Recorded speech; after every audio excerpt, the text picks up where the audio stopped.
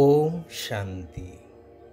मुक्तिदाता मुक्तेश्वर प्रभु निराकार शिव पितांकर मुक्ति आउ जीवन मुक्ति पाइबार श्रेष्ठ पुरुषार्थ करुथिबा गुणवान आत्मिक संतान मानंकु ईश्वरीय शुभ अभिनंदन जनाई आजिर प्रभु चिंतनर आसर को समस्तंकु स्वागत जनाउछि।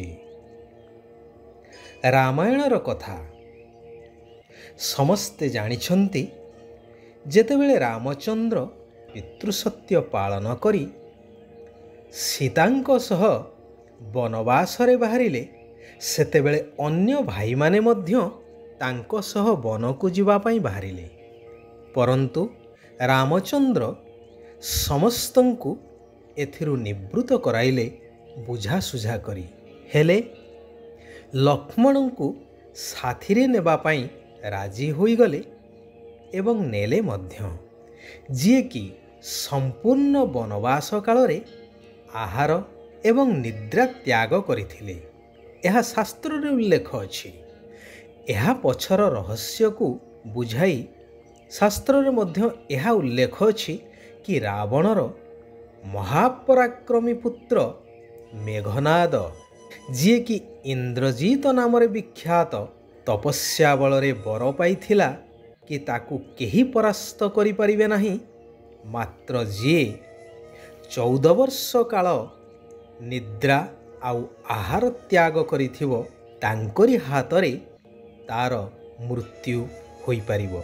राम रावण लड़ाई चलिला। रावणर पुत्र माने जन जन होई निहत हेउथांती। क्रोधान्वित इंद्रजित युद्ध भूमि को आसी प्रबल भाव युद्ध करने को लगिला। रामचंद्र को मध्य व्यतिव्यस्त करि पकाइला, परंतु शेषरे लक्ष्मण हाथ रे ही इंद्रजित निहत हैला। एठारे लक्ष्याख्य करा जाई पारे कि मर्यादा पुरुषोत्तम अमाप दैवी शक्तिर अधिकारी रामचंद्र से मध्य पछघुंचा देले एवं निद्राजित लक्ष्मण को तार सामना करिवा पाई पठाइले, जे कि इंद्रजित को बद्ध करिवारे सफल हेले।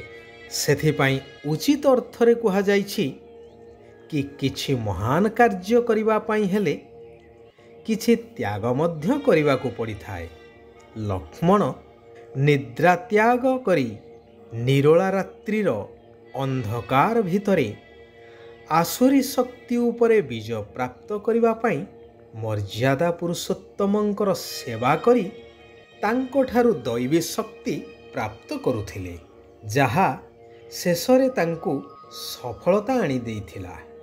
वर्तमान एई कल्याणकारी पुरुषोत्तम संगम जुगरे स्वयं सर्वशक्तिवान निराकार परमात्मा मध्य कहउछन्ति कि मधुर आत्मिक संतान माने निद्रा उपरे विजयी हुओ, रात्रि उजागर रही ज्ञानर चिंतन मंथन कर, कारण एहाठारू निरोला समय आउ कौनसी समय होई परिबो नाही।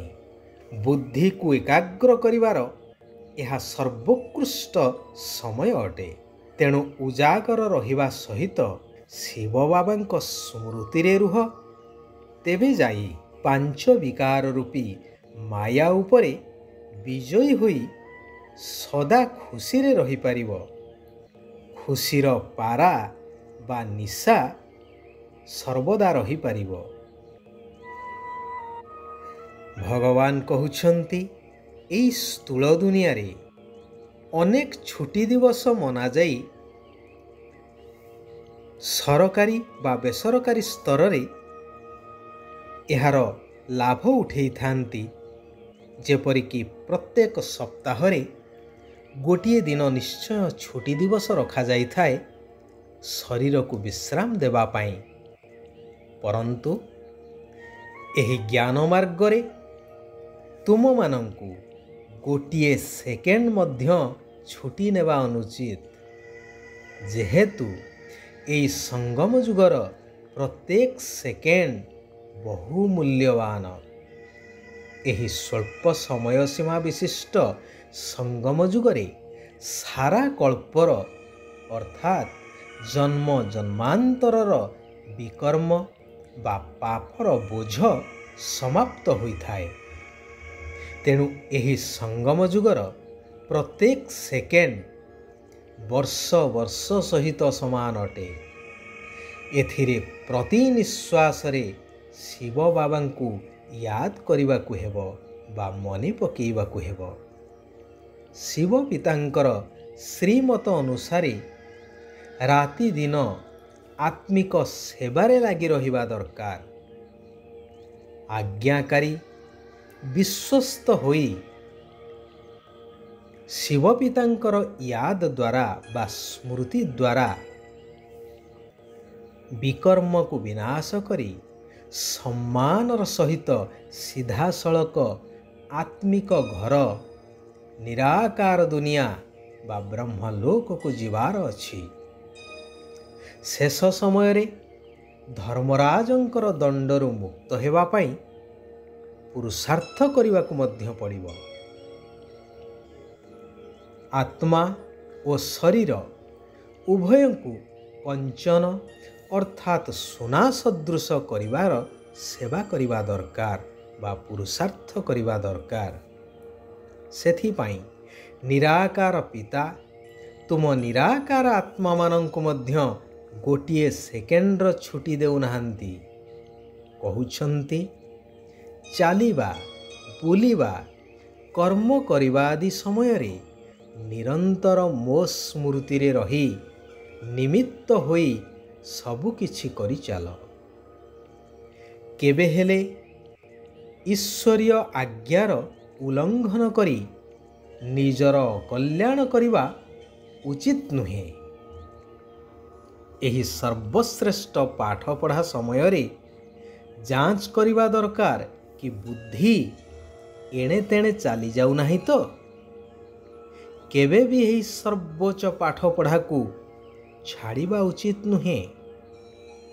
ସୃଷ୍ଟିର ଏହି ଅନ୍ତିମ ସମୟରେ ପାଞ୍ଚ ବିକାର ରୂପୀ ମାୟା ମଧ୍ୟ ଶକ୍ତିଶାଳୀ ହୋଇ ଲଢ଼େଇ କରିବ, ଭୀଷଣ ଭାବରେ ନିଜ ଆଡ଼କୁ ଆକର୍ଷିତ କରିବ।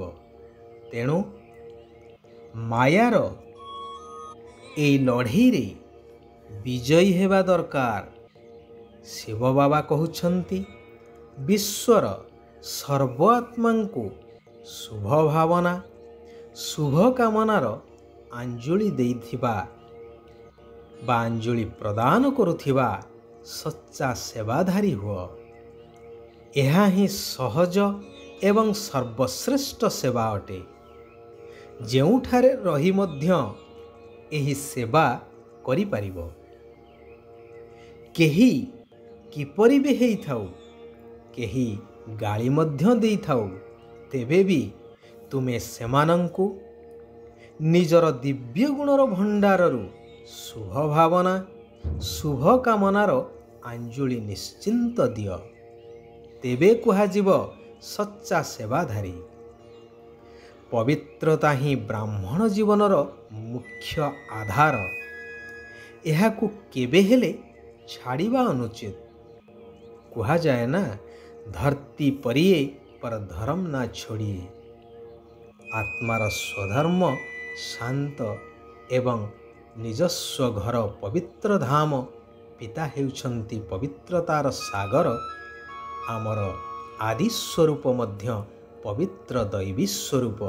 ସେଥିପାଇଁ କିଛି ବି ହେଇଯାଉ, ଏହି ପବିତ୍ରତାର ଧର୍ମକୁ କେବେ ମଧ୍ୟ ଛାଡ଼ିବା ଅନୁଚିତ। ଆଚ୍ଛା, ଆଜି ପାଇଁ ଏଇଠାରେ ଆମେମାନେ ବିରାମ ନେବା। ଆସନ୍ତାକାଲି ପୁନଶ୍ଚ ଆମେମାନେ ଏକତ୍ରିତ ହୋଇ ସେହି କଲ୍ୟାଣକାରୀ ପରମାତ୍ମାଙ୍କର ଆଉ କିଛି କଲ୍ୟାଣକାରୀ ମହାବାକ୍ୟକୁ ଶ୍ରବଣ କରିବା, ନିଜ ଜୀବନରେ ଧାରଣ କରି ନିଜର ତଥା ସାରା ବିଶ୍ୱର କଲ୍ୟାଣ କରିଚାଲିବା। ଓମ୍ ଶାନ୍ତି, ଓମ୍ ଶାନ୍ତି, ଓମ୍ ଶାନ୍ତି।